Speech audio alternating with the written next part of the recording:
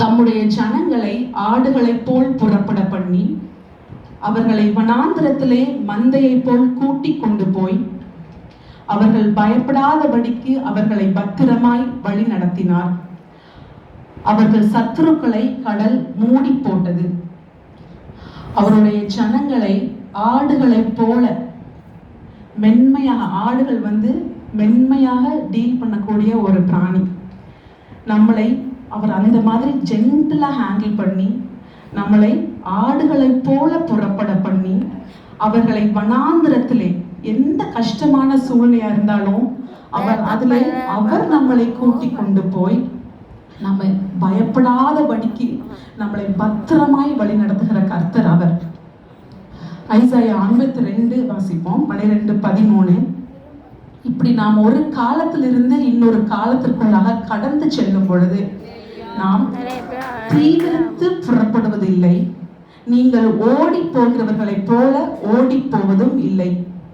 கர்த்தர் உங்கள் முன்னே போவார், இஸ்ரவேலின் தேவன் உங்கள் பிறகே உங்களை காக்கிறவராய் இருப்பார்.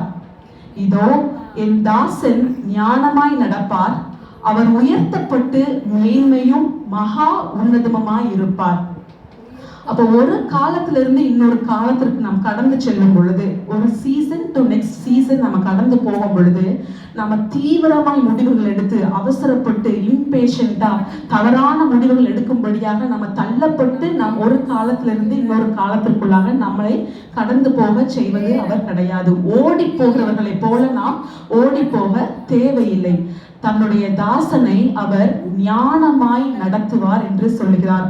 ஞானத்தை தருகிற பரிசுத்த ஆவியானவர், விவேகத்தை தருகிற பரிசுத்த ஆவியானவர் நம்மை வழி நடத்தி பத்திரமாய் எந்தவித சேதமும் இல்லாமல் ஒரு காலத்திலிருந்து மறு காலத்திற்கு நம்மை பத்திரமாக தெளிவான முடிவுகளை எடுத்து, ஞானமான முடிவுகளை எடுத்து, ஜீவனை தருகிற முடிவுகளை எடுத்து நம்மளோட பரிசுத்த ஆவியானவர் நம்மளை வழி நடத்துவதற்கு போதுமானவராக இருக்கிறார்.